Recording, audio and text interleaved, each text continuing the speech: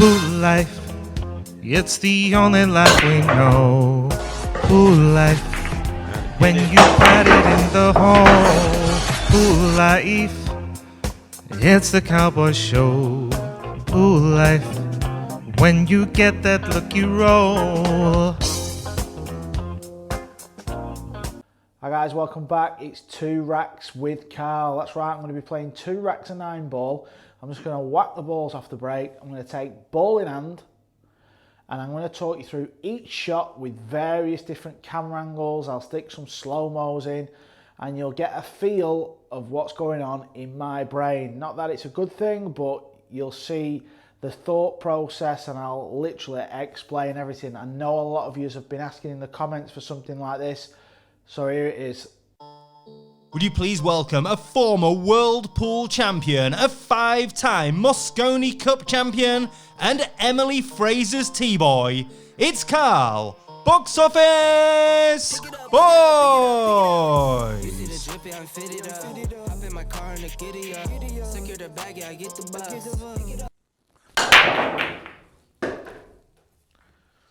Hit them really good. So, I didn't hit the break very good. As I've said, this isn't about the break. I can pot the 1, but I'm going to take ball in hand. And the reason for this is because after I pot the 1, the position is not guaranteed and it can go wrong because I've got to bump into the 6. This is the grey 6. I'm using the Dinospheres ball, so I will keep referencing the colours for you and the numbers. So, the whole purpose of this video is to explain what's going on throughout the rack. So I don't want to hack at this 1 ball and not get on the 2 and the rack kind of finishes. So I'm going to take ball in hand. So I've took ball in hand and I've put it dead straight. You might be thinking, why have I put it there? Now, I've walked in the pool room. I've not practiced. I'm an amateur like people watching, so I don't feel great on the cue. So I'm not going to risk potting the 1 ball in the corner and coming up here and getting on it. Even though that is an easy shot, I don't want to risk under hitting the ball and butchering it. So I'm going to play a little stop shot. My cloth is still pretty new, so the pockets are, they're still sliding in, so that's not an issue. If I was playing on a super tight table, I might have a different thought process. So I'm going to play a simple stop shot. There we go. I'm shooting the 2 in the top right pocket, obviously, because I played a stop shot. Key shot coming up. The purple 4 doesn't go in this pocket, doesn't go in this pocket. So this is a key shot in the rack.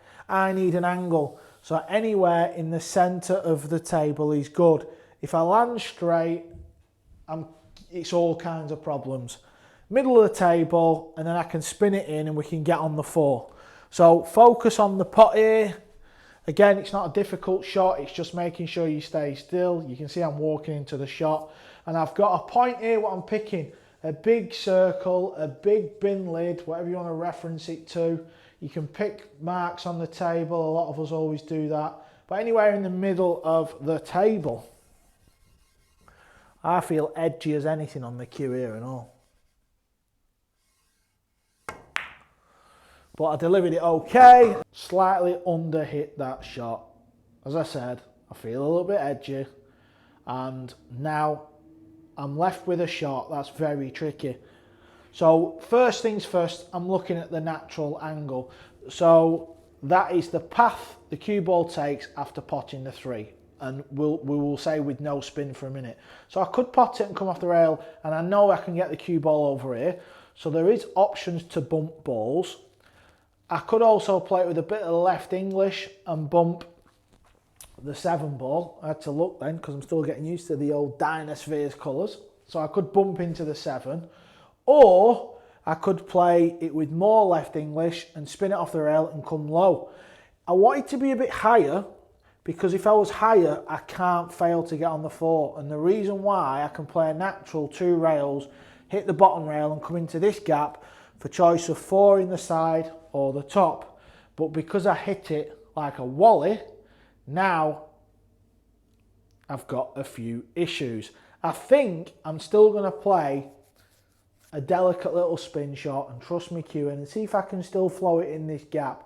It's not wise because key shot here is all about pace. Pace is key. But I'm going to have a go. I'm not going to bump balls just yet, even though, I don't know, let me just have one more look. Boom, no. I'm going to try and float it in this gap, in this section. This feels horrible. I am shaking. Show your face, show your face. Not a bad shot. I'll take that from a pretty poor positional shot on the 2, but this is what happens when you're running racks. You're not always going to land it on a dime. You've got to play into areas. The reason why the professionals are so good, and it looks like they're running out like a clinic non-stop, is because they're playing the percentage shots. So now there's 2 options. Do I play it into the side, which is obviously a smaller pocket on a 9-ball table than the corner? Issue, having potting the 4 in the side, I can't get the cue ball up here to pot the grey 6, so I've got a little channel here, a little window, so I've got to cue that well and draw it back. Not ideal. If I play it into the top, I can play a little stun shot and try and get the cue ball to go over to this side rail. Anywhere here leaves me a nice angle on the 6. Let's have a go at potting the 4 in the top. Not an easy shot, but it offers better positioning. I can just focus on the pot. That was the brew lady knocking on the door, by the way. Oh, get me back on tour. It's centre of the pocket and we've got an angle on the 6. Come on. Cued a little beauty. Centre of the pocket. Nice angle. Might be near the rail, but that's irrelevant because it was key to pot the ball and leave an angle. That's all that mattered. Now, after potting the 6, there's 2 options. Do you fire the cue ball 2 rails? Do you play the 1 rail? Let me just get behind it. I'm going to play the 1 rail just because the cue ball is near the rail. So I'm naturally cueing straight on the top of the cue ball. That's nice. Now, here is where things get interesting. Because I know it's important I get past this line. If I don't get past this line, I'm leaving myself a little bit of work to do.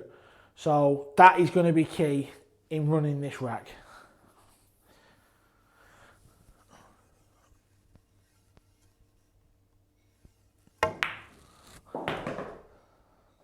And there you see, past the line into that big area. That is going to offer a nice positional shot to the 8. So we've come past the line, we've got a lovely angle. This is key now coming up because we want to go bottom rail, side rail, and we want to try and hit this rail.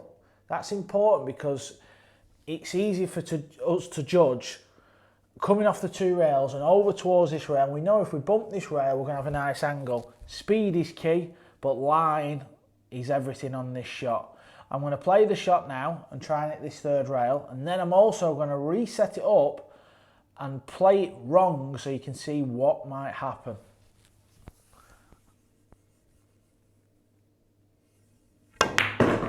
One, 2, it's a little bit soft, Carlito, but I hit the 3rd rail. Now, I've got an angle, I can get down for the 9, it's not the end of the world. The main thing is I found the right line for the cue ball. Now here is what might happen if we don't get the correct line. We can go close to the scratch and give up ball in hand. Interesting situation. I got a good line from the 7 to the 8, hit my 3rd rail just, didn't bounce off enough. I'm still at the table, I've got a shot at the 8, it's not the end of the world. However, this is where decision making is key. If the cue ball was a little bit further off, I could just float it in with a bit of left and come down here. Just purely because of where the 9 is. Because it's near the rail and my cloth's pretty new, if I play this with left, it's not going to bite off the top rail and come down where I want it to go. It's probably still going to slide a little bit further towards the 9-ball path. So I've decided I'm going to just pop the 8 and I'm going to try and float down here and land in this big area here. It's a little bit dangerous because pace is key. But because my cloth is pretty new and I'm on the rail, I feel like I'm forced into this shot.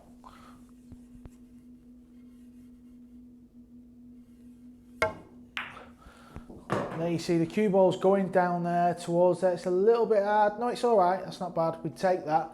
That's why we always try and find a natural path.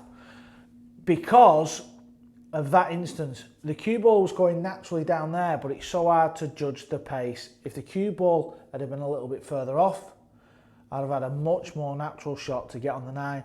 However, decision making is key. I've got a shot on the 9 to win the rack.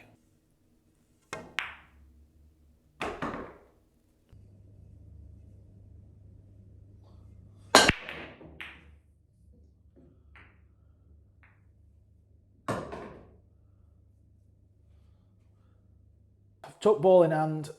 This is a great little talking point now, and this is the purpose of what we're trying to achieve. Just to explain to you guys things to look out for, but not only that, it gives you an insight into how my brain works, which sometimes is very questionable. Don't get me wrong.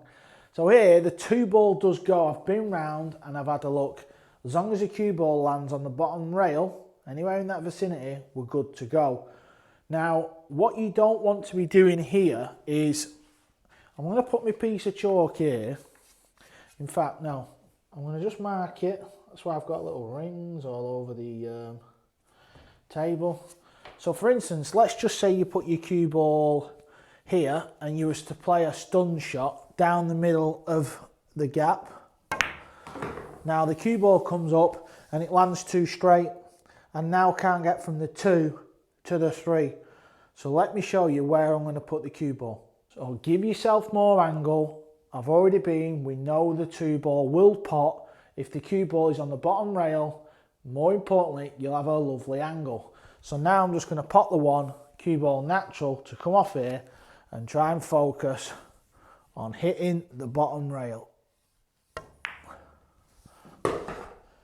And then it hits the bottom rail, a little bounce off is lovely. You're going to judge that shot 100 times easier than trying to stun down there. Use your rails. We're in great position. Perfect angle on the 2 ball. I've also spotted the purple 4 will go in the side and it goes in the corner, not an issue. Anywhere in the middle of the table now, we've got such a big margin for error here. So I'm just going to float the 2 ball in and come out.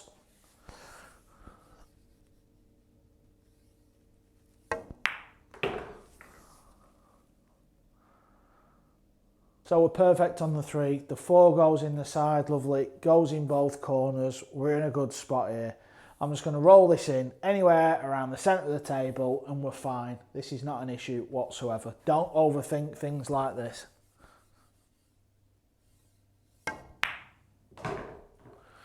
There we see centre of the table, nice angle. Options are good. Again, we're perfect on the purple 4. If we'd have landed a bit higher, we're fine. Even if we'd have come up here, we can pot it and bring the cue ball back down here. Don't overthink these situations, don't panic, we're fine. Now, I've got a nice little shot here. The 5 ball's necked, the 6 is up table, we're looking good. This is just play this shot with a bit of high left. I'm going to put the super slow-mo camera on this shot so we can see the spin. Anywhere up there for the 5, we're good to go.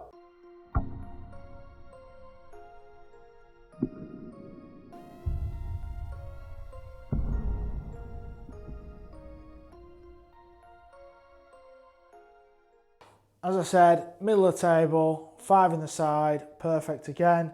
Key shot coming up, this is the 6, I'm using Dynasphere's ball, so it's grey. And obviously the green is the 7, so angle is key, but we're fine, we can just pop this ball, and as long as, when I say we're looking at angles, the 6 into the centre of the pocket, if you use your cue, like so, anywhere on this side of my cue, we've got an angle, so we're fine. So I'm just going to focus on the pot. And we've got a nice angle now to get down for the 7. Perfecto on the 6 to come down for the 7. Couple of things to look for here. We don't want to overhit these cue ball and land near the bottom rail. If you land straight, you're causing yourself problems. So just a quick look behind the angle. Cue ball's hitting roughly here. I'm going to play this with a trace of right English. And I want the cue ball to come and bounce around this section. So this diamond in the middle, put your chalk there. Is that cheating? I don't think it is. Chalk my cue, whack it down. Now I can spot where my chalk is and play the shot.